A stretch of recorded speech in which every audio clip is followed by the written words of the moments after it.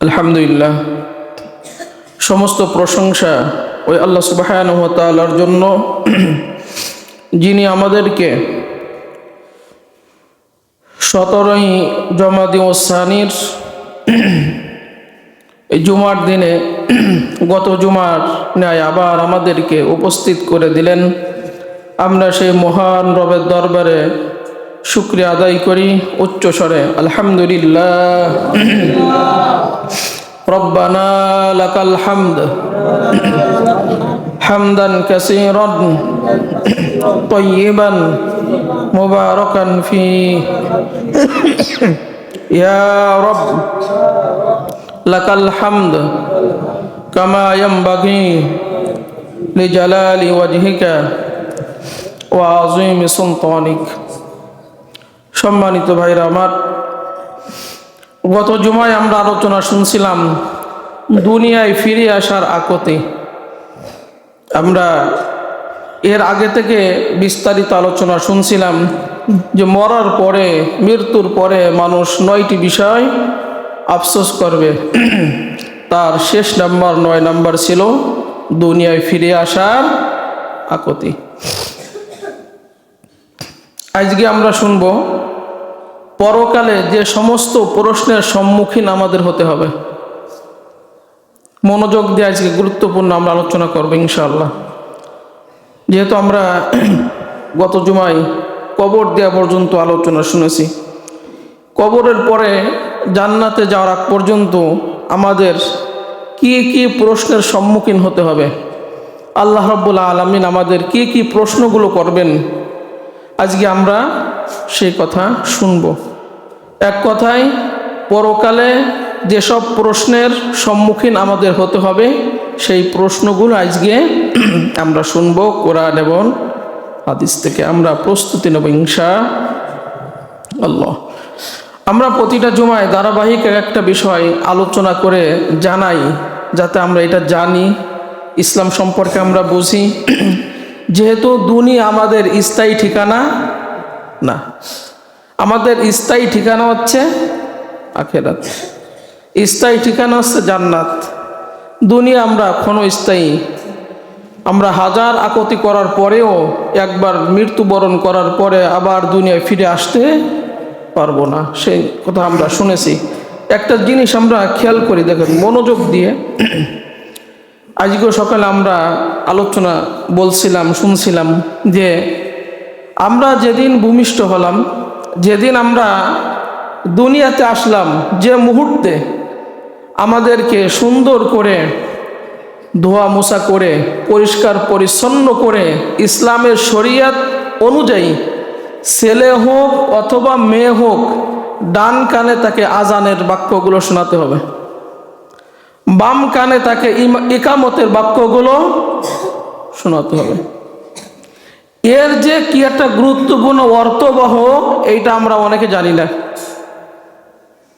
অনেকে আমরা এটা বুঝি না যে এটা কেন করা হয়, এর হাকিকতটা কি, আমাদের কি স্মরণ করিয়ে দেয়, আমাদের কি বোঝাতে চান, এটা আমরা অনেক সময় এটা বুঝি না।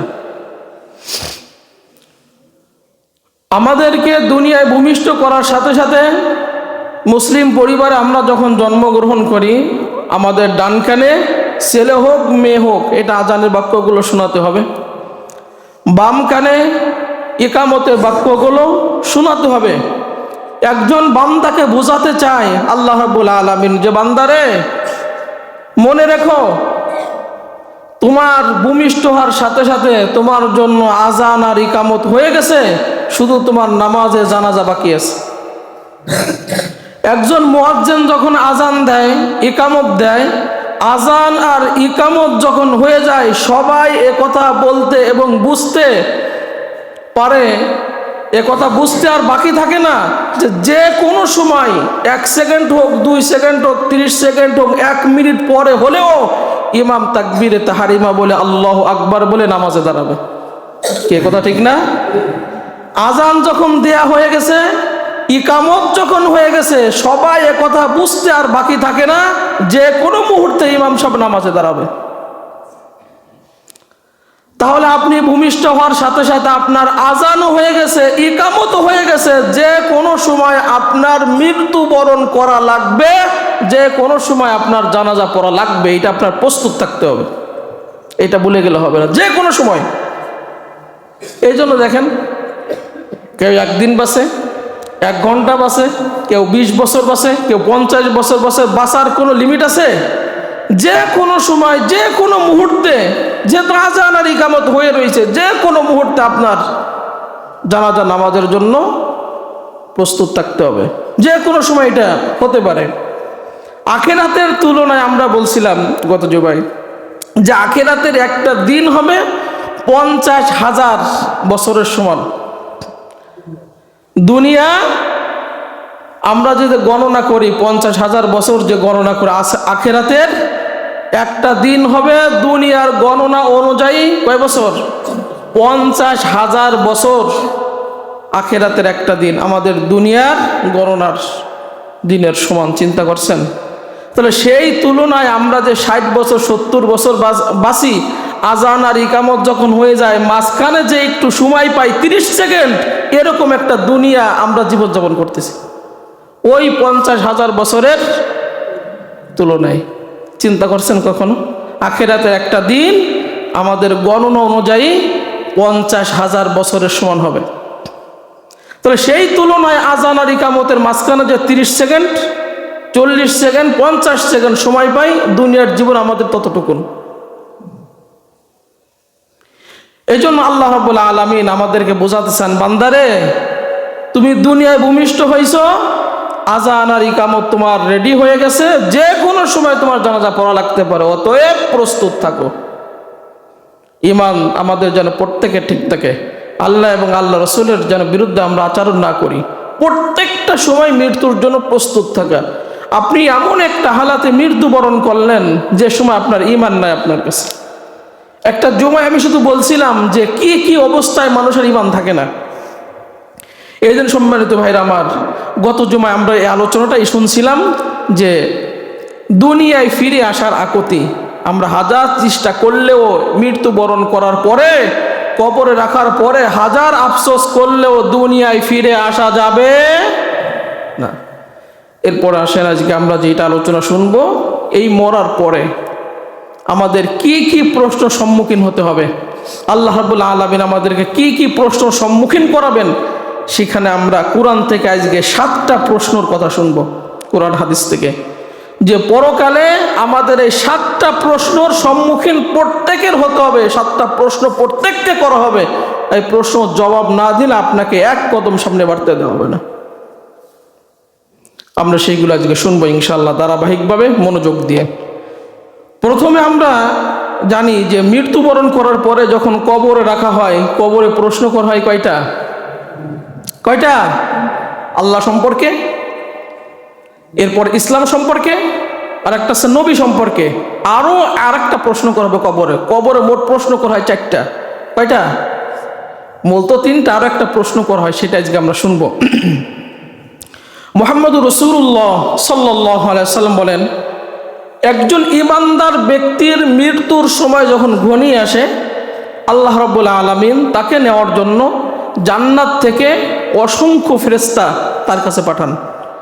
ফেরেশতারা জান্নাতি কাপড় নিয়ে আসে, সুগন্ধিযুক্ত জান্নাতি কাপড়, যেটা রেশমি কাপড় দ্বারা, রেশমি কাপড়ের জান্নাতি কাপড় নিয়ে সুগন্ধি মাখিয়ে জান্নাতের ওই যে ব্যক্তি ঈমানদার ব্যক্তি, তার কাছে তার দৃষ্টি সীমা যত দূর যায় এত দূর ফেরেশতা বসে যায়।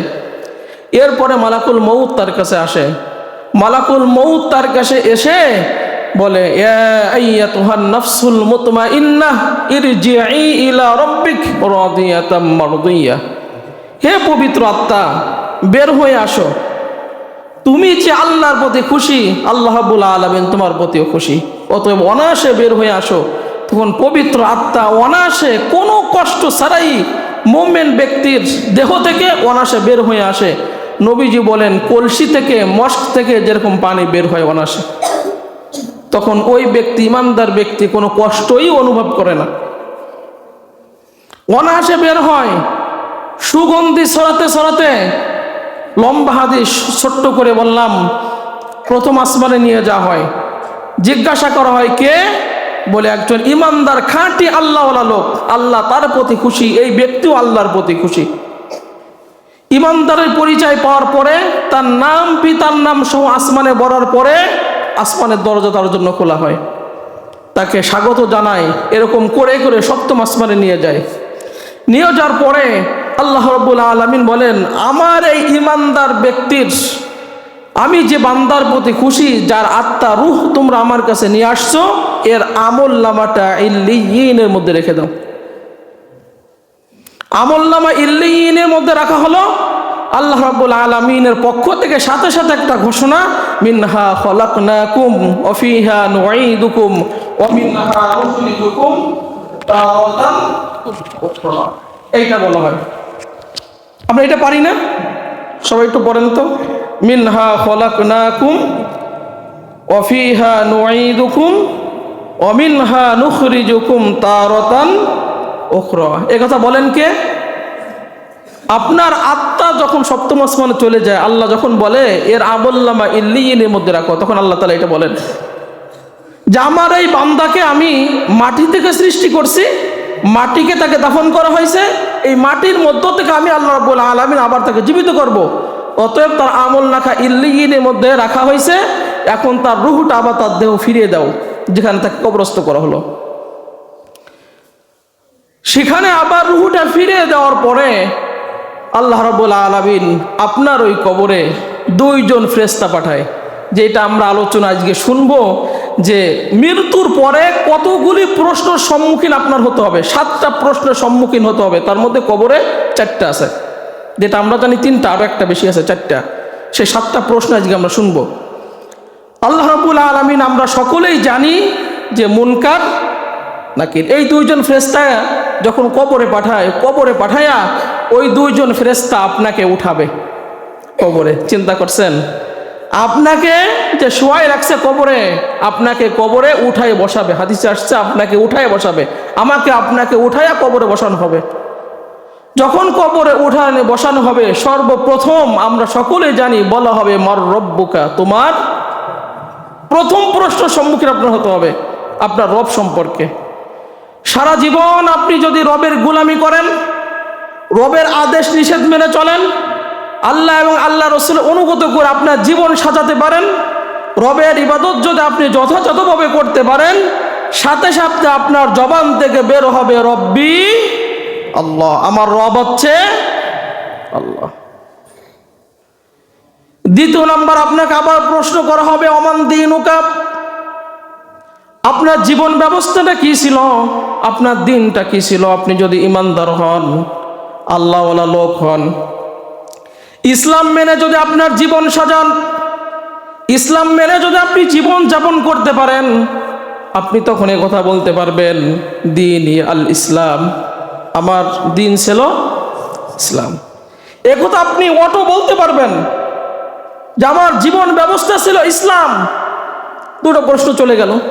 3 নাম্বার, আপনাকে প্রশ্ন করা হবে মাহাজার রজুল আল্লাযী বুইসা ফীকুম, কে সে ব্যক্তি যে আল্লাহ রাব্বুল আলামিনের পক্ষ থেকে তোমাদের কাছে পাঠানো হয়েছিল, সেই ব্যক্তিকে, তার মানে মুহাম্মদুর রাসূলুল্লাহ সাল্লাল্লাহু আলাইহি সাল্লামকে জিজ্ঞাসা করা হবে যে মাহাজার রজুল আল্লাযী বুইসা ফীকুম, কে সেই ব্যক্তি যাকে তোমাদের নিকট আল্লাহ রাব্বুল আলামিন পাঠিয়েছিলেন, যেটা আমরা সংক্ষেপে বলি ওমান নাবিয়ুকা, তোমার নবীকে। এটা জিজ্ঞাসা করা হবে।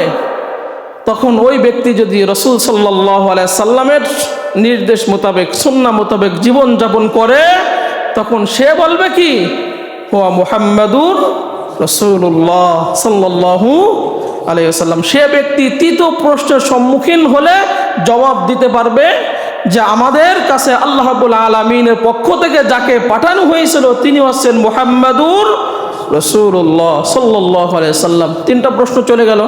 3টা প্রশ্ন যাওয়ার পরে ওই মুনকার নাকির 4র্থ নাম্বার আবার প্রশ্ন করবেন পাল্টা, যে এই যে মুহাম্মাদুর রাসূলুল্লাহ সাল্লাল্লাহু আলাইহি ওয়াসাল্লাম তুমি চিনলে কিভাবে, জানলে কিভাবে। 4র্থ নম্বর প্রশ্ন করা হবে কবরে, যে তুমি এটা জানলে কেমনে যে ইনি মুহাম্মাদুর রাসূলুল্লাহ সাল্লাল্লাহু আলাইহি ওয়াসাল্লাম। সে তখন বলবে ক্বরাতু কিতাব আল্লাহ, আমি আল্লাহর কিতাবে পড়ছি, আমি কোরআন পড়ছি, হাদিস পড়ছি, হাদিসে পেয়েছি আমাদের কাছে রব্বুল আলামিন মুহাম্মদুর রাসূলুল্লাহ সাল্লাল্লাহু আলাইহি সাল্লামকে নবী এবং রাসূল হিসেবে পাঠিয়েছেন। তিনি আমাদেরকে দ্বীনের দাওয়াত দিয়েছেন, ইসলামের প্রচার তিনি আমাদের করেছেন। তিনি আল্লাহর পক্ষ থেকে প্রেরিত রাসূল। ফাআমানতু বিহি, আমি এই মুহাম্মদুর রাসূলুল্লাহ সাল্লাল্লাহু আলাইহি সাল্লামের উপর ঈমান এনেছি। ওয়া সাদাকতু, এবং আমি সত্যায়ন করেছি ইনি মুহাম্মদুর রাসূলুল্লাহ সাল্লাল্লাহু আলাইহি সাল্লাম। তাহলে কবরে প্রশ্ন হলো কয়টা? 4টা প্রশ্ন হয়ে গেল।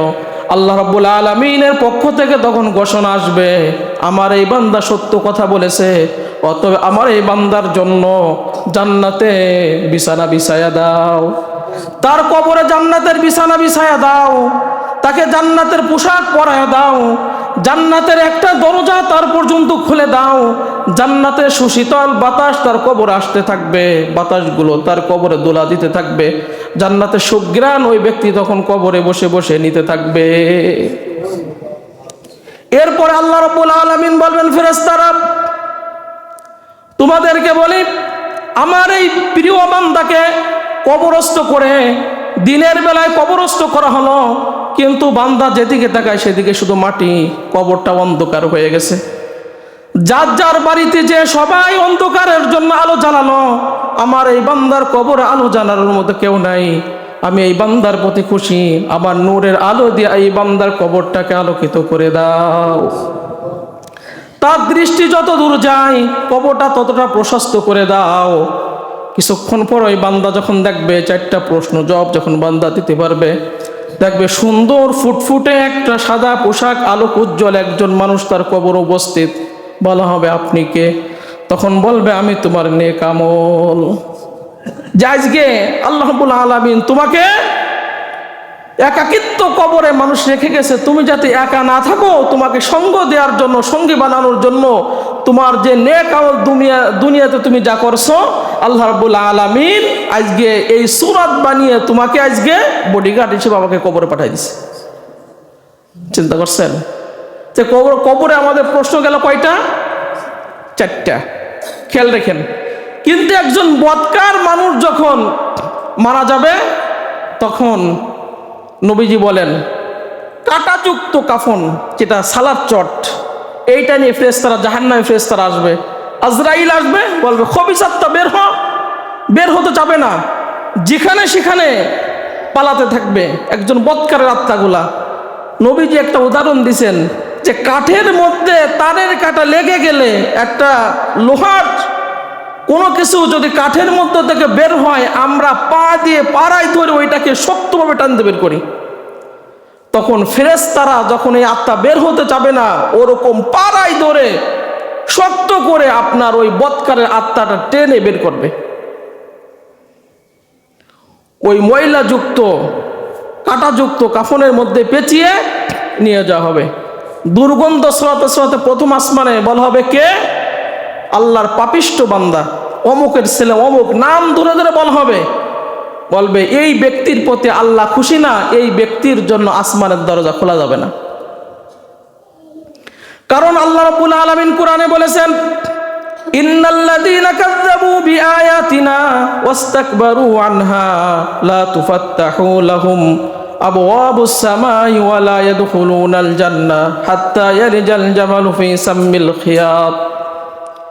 যে ব্যক্তি আল্লাহকে মানে না, আল্লাহর আদেশ নিষেধে তোয়াক্কা করে না, নিজের খেয়াল খুশি মতো চলে, আল্লাহকে যারা মানে না, যারা বেনামাজি, আল্লাহকে অস্বীকার করে, আল্লাহ রাব্বুল আলামিন এই বান্দার জন্য কখনো আসমানের দরজা খুলবেন না। শুধু আসমানের দরজা খুলবেন না বিষয়টা এরকম না, ওই ব্যক্তির জান্নাতে যাওয়া অতটাও সম্ভব, সূর্যের সামান্য ছিদ্র দিয়ে উট প্রবেশ করা যতটা সম্ভব, ওই ব্যক্তিকে জান্নাতে যাওয়া ওই ব্যক্তির জন্য ততটাও অসম্ভব। চিন্তা করছেন? সূর্যের সামান্য ছিদ্র দিয়ে উট প্রবেশ করা, আল্লাহ উদাহরণটা কি? হাত্তা ইয়ালিজাল জামালু ফি সাম্মিল খিয়াত। যে সূর্যের সামান্য ছিদ্র দিয়ে কখনো উট প্রবেশ করতে পারে, এটা যতটা অসম্ভব। আমার আদেশ নিষেধ যারা মানে না, নিজের ইচ্ছা মতো জীবনযাপন করে, ওদের জান্নাতে যাওয়া অতটা সম্ভব, জান্নাতে অতএব এই ব্যক্তির জন্য খোলা হবে না। আল্লাহ রাব্বুল আলামিন তখন বলবেন ওর আত্মাকে যেখানে কবর দেওয়া হয়েছে সেখানে তোমরা ছুঁড়ে মারো আর ওর আমল নামাটা সিজ্জিনের মধ্যে রেখে দাও 7 জমিনের নিচেই। তখন ফেরেশতারা রাগ করে ওই পাপিষ্ঠ ব্যক্তির আত্মা রাগ করে প্রথম আসমানতে এমন জোর আছাড় মারবে, টুকরো টুকরো হয়ে যাবে, ভেঙে। চিন্তা করছেন, আপনি যদি পাপিষ্ঠ বান্দা হন, বেনামাজি বান্দা হন, ফেরেশতারা উপরে উঠবে না, রাগ করে আপনার আত্মাকে ছুঁড়ে মারবে জমিনে। আপনাকে কবরে রাখা হবে, আবার উঠায় বসানো হবে, আবার সেম 4টা প্রশ্ন করা হবে। যেটা আমরা বলছিলাম যে পরজগতে কি কি প্রশ্ন সম্মুখীন হতে হবে, তার মধ্যে কবর হচ্ছে 4টা, বাকিগুলো সামনে বলছি, খুব খেয়াল করেন। 4টা প্রশ্ন যখন পাপিষ্ঠকে দেওয়া হবে, আপনি দুনিয়ায় থেকে 4টা প্রশ্ন মুখস্থ করে গেলেন, কিন্তু আপনি তো আল্লাহ ইবাদত করে কবরে যান নাই। ওই 4টা প্রশ্ন একটাও জবাব দিতে পারবেন না, শুধু পারবেন লা আদরি, হাই আমি তো কিছুই জানি না। তখন আল্লাহ রাব্বুল আলামিন বলবেন আমার এই বান্দা মিথ্যা বলছে, তার রব আমি, তার জীবন ব্যবস্থা ছিল ইসলাম, তার নবী ছিল মুহাম্মদুর রাসূলুল্লাহ সাল্লাল্লাহু আলাইহি সাল্লাম। অতএব তার কাছে আমি কিতাব পাঠিয়েছিলাম, সে চাইলে কিতাব পড়ে পড়ে এসব কিছু জানতে পারতো, আমল করতে পারতো। অতএব আমার এই বান্দা মিথ্যা বলছে, আমার কিতাব জীবনে একবারও খুলে দেখে নাই।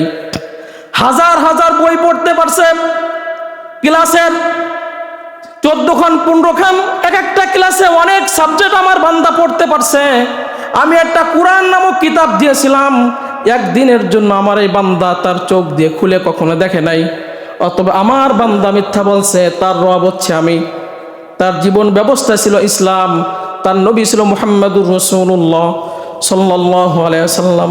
অতএব আমার এই বান্দার জন্য কি করো, জাহান্নামের আগুনের বিছানা বিছায় দাও, কবরে জাহান্নামের আগুনের পোশাক পরিয়ে দাও, জাহান্নামের একটা দরজা খুলে দাও, জাহান্নামের আগুন তার কবরে ভরে দাও। এই জন্য বিশ্বনবী মুহাম্মদুর রাসূলুল্লাহ সাল্লাল্লাহু আলাইহি সাল্লাম বলেন আল কবরু রাউদাতুম মিন রিয়াদিল জান্নাহ আও হুফরাতুম মিন হুফারিন নার। একজন বান্দাকে যখন কবরে রাখা হবে, দুনিয়াবাসী যখনই কবরে রাখবে, 40 কদম যেতে না যেতেই হয় তার কবর জান্নাতের বাগান হবে, নয় জাহান্নামের গর্ত হয়ে যাবে। আপনার কবর হয় জান্নাতের বাগান হবে, নয় জাহান্নামের আগুনের গর্ত হয়ে যাবে। আল্লাহর পক্ষ থেকে ঘোষণা। মুসলমান ভাইরা আমার, আগুনের বিছানা নিচেই আগুনের পোশাক আপনাকে পরাই দেওয়া হবে, জাহান্নাম থেকে আগুনের একটা দরজা আপনার কবর পর্যন্ত খুলে দেওয়া হবে। আল্লাহ রাব্বুল আলামিন বলবেন ফেরেশতারা কবরটা সংকীর্ণ করে দাও, এমনভাবে কবর চাপ দিবে আপনার এক পাঁজরের হাড্ডি আর এক পাঁজরের মধ্যে ঢুকে যাবে। এরপর আল্লাহ রাব্বুল আলামিন একজন অন্ধ, যে কানে শোনে না বধির, এমন একজন ফেরেশতা একটা লোহার হাতুড়ি দিয়ে বিশ্বনবী মুহাম্মদুর রাসূলুল্লাহ সাল্লাল্লাহু আলাইহি সাল্লাম বলেন ওই ফেরেশতাকে আল্লাহ রাব্বুল আলামিন কবরে ঢুকাইয়া দিবেন। তার কাছে যে লোহার একটা হাতুড়ি থাকবে, ওই হাতুড়িটা দিয়ে যদি দুনিয়ার কোনো পাহাড়ে একটা বাড়ি মারা হতো, সমস্ত দুনিয়ার পাহাড়গুলো ভেঙে টুকরা টুকরা হয়ে যেত। তখন ওই অপরাধী বান্দাকে কবরের মধ্যে লোহার হাতুড়ি দিয়ে পিটানো হবে, বান্দা চিৎকার মারবে। নবীজি বলেন দুনিয়ার মানুষ আর জিন ছাড়া পৃথিবীর এক প্রান্ত থেকে অপর প্রান্ত যত মাখলুক আছে, তার কবরের চিৎকারগুলো সবাই নিজ কানে শুনতে পাবে। শুধু মানুষ আর জিনেরা এটা শুনতে পাবে না। তাহলে বদকারকেও 4টা প্রশ্ন কবরে করা হবে, নেককার ব্যক্তিকেও 4টা প্রশ্ন কবরে করা হবে। এরপরে মুসলমান ভাইরা আমার, কবরে 4টা প্রশ্ন চলে গেল। আখেরাতে যখন আল্লাহ রাব্বুল আলামিন উঠাবেন, 5 নাম্বার প্রশ্নর আপনার সম্মুখীন হতে হবে। আমরা আজকে বলবো যে পরকালে কি কি প্রশ্নের সম্মুখীন আপনার হতে হবে আল্লাহর কাছে। এই প্রশ্নের জবাব না দিয়ে আপনাকে সামনে এক কদম বাড়তে দেওয়া হবে না। 5 নাম্বার প্রশ্ন করা হবে, নবীজি বলেন আউয়ালু মা ইউহাসাবু বিহিল আবদু ইয়াউমাল কিয়ামাতিস সালাত। কিয়ামতের ময়দানে কবরের জগৎ আপনি যখন পার করে যাবেন, কিয়ামতের ময়দান আল্লাহ রাব্বুল আলামিন আপনাকে উঠাবেন। 5 নাম্বার আপনাকে আল্লাহ রাব্বুল আলামিন সরাসরি প্রশ্ন করবেন এই নামাজ সম্পর্কে, যে বান্দারে দুনিয়ার থেকে নামাজ তোদের জন্য ফরজ করি নাই, আমি বিশ্বনবী মুহাম্মদুর রাসূলুল্লাহ সাল্লাল্লাহু আলাইহি সাল্লামকে আমার কাছে মিরাজের রাতে ডেকে এনে 5 ওয়াক্ত নামাজ ফরজ করছি, এই নামাজের হিসাব দিয়ে যাও। এইখানে আপনারা যারা আছেন, যারা 5 ওয়াক্ত নামাজ পড়েন না, কবরের 3টা প্রশ্ন কোন রকম কাটাইয়া যদি আপনি হাসরের ময়দানে ওঠেন, তাহলে আপনার 5ম নাম্বার প্রশ্ন সম্মুখীন হতে হবে, বান্দারে এই নামাজ সম্পর্কে যা তোমার জন্য ফরজ করা হলো এই জবাব দিয়ে যাও। বিশ্বনবী বলেন, নামাজের এই প্রশ্ন জবাব যদি বান্দা দিতে পারে, এই বান্দা সফলতা সফলতা সফলতা। আর যদি বান্দার নামাজের প্রশ্ন যদি ব্যর্থ হয়ে যায়, তার সব জায়গা বিপর্যয়, সে সব জায়গা কোনো জায়গায় কৃতকার্য হতে পারবে না, তার বিপর্যয় নেমে আসবে। এই 5 নাম্বার প্রশ্ন জবাব আপনার দিতেই হবে, না দিলে এক কদম আপনাকে সামনে বাড়তে হবে। 5 নাম্বার প্রশ্ন আপনাকে দিতেই হবে নামাজ সম্পর্কে। এবার আপনি হিসাব মিলান, আপনার জীবনে কত ওয়াক্ত নামাজ আপনি কাজা করছেন। যদিও আপনি চিন্তা করেন নামাজ পড়ছি পড়ি না এরকম হয়েছে, বিশ্বনবী বলেন, আল্লাহ রাব্বুল আলামিন বলবেন, তাকিয়ে দেখো আমার এই বান্দার ফরজ নামাজের যখন কিছু ঘাটতি আছে, নফল নামাজ আছে কিনা। ফরজই তো আপনি পড়েন নাই, নফল থাকবে কোত্থেকে? ফরজ যদি পড়েন নাই, নফল থাকবে কোত্থেকে? তারপর আল্লাহ টুকাবেন যে তাকায় দেখ আমার এই বান্দার আমল নামায় নফল আছে কিনা, তাহলে ফরজের ঘাটতি পূরণ করা যাবে। তাহলে আমরা বলছিলাম পরকালে 5 নম্বর প্রশ্ন সম্মুখীন আপনি হবেন, সেইটা হলো এই নামাজ সম্পর্কে। এই জন্য মুসলমান ভাইরা আমার, মরে তো আপনার যেতেই হবে যে কোনো সময়, যেহেতু আপনি ভূমিষ্ঠ হওয়ার সাথে সাথে আজান আর ইকামত হয়ে গেছে, শুধু নামাজে জানাজা আপনার বাকি রয়েছে। যে কোনো সময় এই জানাজার নামাজের জন্য আপনার প্রস্তুত থাকতে হবে, যে কোনো সময়, যেহেতু আপনার আজান আর ইকামত হয়ে গেছে। অতএব 5 নম্বর প্রশ্ন সম্মুখীন হতে হবে। 6 নম্বর প্রশ্ন কিয়ামতের ময়দানে আল্লাহ রাব্বুল আলামিনের হাবিব বলেন, আল্লাহ রাব্বুল আলামিন 6 নম্বর সহ আরো 5টা প্রশ্ন বান্দাকে করবেন। এই 5টা প্রশ্ন জবাব যদি বান্দা না দিতে পারে, এক চুল সামনে বান্দাকে আগাতে দেওয়া হবে না। এই 5টা প্রশ্নের মধ্যে 1 নম্বর প্রশ্ন হলো, বান্দার আমি তোমাকে লম্বা হায়াত দিয়েছিলাম, কাউকে 20 বছর, 40 বছর, 30 বছর, 50 বছর, 60 বছর, 70 বছর, এই যে লম্বা একটা হায়াত বান্দা আমি তোমাকে, আমি আল্লাহ রাব্বুল আলামিনের পক্ষ থেকে দিলাম, এই হায়াতের জীবনীটা কোনভাবে তুমি কাটালা? চিন্তা করছেন? আপনার এই লম্বা হায়াত আপনি কোন পথে কাটালেন? আপনার যার যে পর্যন্ত আজকে বয়স, এই বয়স পর্যন্ত আপনি হিসাব করেন কবরে যাওয়ার আগে, যেতে প্রশ্ন আপনাকে আল্লাহ অবশ্যই করবেন।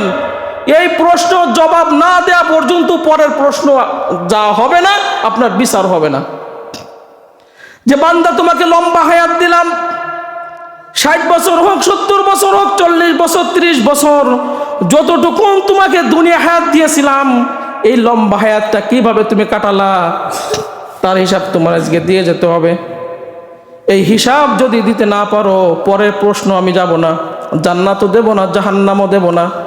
এই জন্য আখিরাতের বিচারের দিবসটা আমাদের গণনা অনুযায়ী 50,000 বছর সমান হবে। কারণ মানুষ দিতে পারবে না তো, এই জন্য সময় ব্যয় হবে সেখানে। 2 নম্বর প্রশ্ন 5টার মধ্যে একটা করা হবে। এই লম্বা হায়াতের মধ্যে একটা তোমাকে আমি শিশুকাল দিয়েছিলাম, মাঝখানে যৌবনকাল দিয়েছিলাম, বৃদ্ধকাল দিয়েছিলাম, 3টা ভাগে ভাগ করলাম। প্রথমটা শেষেরটা মাফ করে দিলাম, শুধু যৌবনকালের হিসাবটা বান্দা আমার কাছে দিয়ে যা। চিন্তা করেন আপনারা, আজকে যুবক ভাইয়েরা আপনারা চিন্তা করেন, বুড়া হইলে নামাজ পড়া শুরু করে দেব, বুড়া হইলে ভালো কাজ করা শুরু করে দেব। আল্লাহ বলেন, বান্দারে শিশুকাল আর বৃদ্ধকাল মাফ করে দিছি, যৌবনকালের হিসাব দিয়ে যা। হিসাব না দেওয়া পর্যন্ত 1 পা সামনে আগাইতে দেওয়া হবে না। যতই আপনি বাহানা করেন না কেন, মৃত্যুর হাত থেকে বাঁচার কোনো উপায়, এই প্রশ্ন সম্মুখীন পরকাল আপনার হতেই হবে, অবশ্যই হতে হবে, এর মধ্যে কোনো সন্দেহ নাই। সন্দেহ আছে কি? তাহলে শিশুকাল মাফ করে দিলাম, যৌবনকালের হিসাব তোমার দিতে হবে, বৃদ্ধকালও মাফ করে দিলাম। এই জন্য আপনি এখন থেকে হিসাবটা মিলায় নেন। যৌবনকালটা আপনি হেলায় খেলায় কাটাচ্ছেন, আপনার এখন শক্তি আছে, সমর্থ আছে, ইসলামের সব হুকুম আহকাম আপনি চাইলে পালন করতে পারেন, কিন্তু শিশুকালে আপনি চাইলেও পারেন না, বৃদ্ধকালে চাইলেও আপনি কিন্তু পারবেন না। পারা যাবে? হিসাব দিয়ে যেতে হবে অবশ্যই।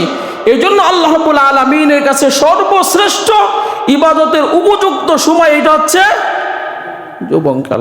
আর এইটা আল্লাহ রাব্বুল আলামিনের কাছে সবচাইতে বেশি প্রিয়।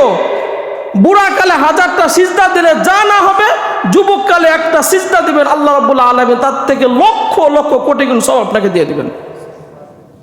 মুসলমান ভাইরা আমার, আমরা ধারাবাহিক শুনবো আগামী জুমা থেকে যে পরকালে কি কি প্রশ্ন সম্মুখীন হতে হবে, সেটা আমি সাজাইয়া গুছাইয়া নিয়ে আসছি। এইগুলো আপনাদের এক একটা জুমায় আমরা এটা ধারাবাহিক জানাবো। আল্লাহ রাব্বুল আলামিন আজকে আমরা যতটুকুন শুনেছি, আল্লাহ তাআলা আমাদের প্রত্যেকটা এই প্রশ্নের মুখোমুখি হওয়ার হাত থেকে আল্লাহ তাআলা আমাকে বাঁচিয়ে দেন, আমাদের প্রত্যেককে মজবুত ইমানদার আল্লাহ রাব্বুল আলামিন বানিয়ে দেন। আমরা বলি আমিন।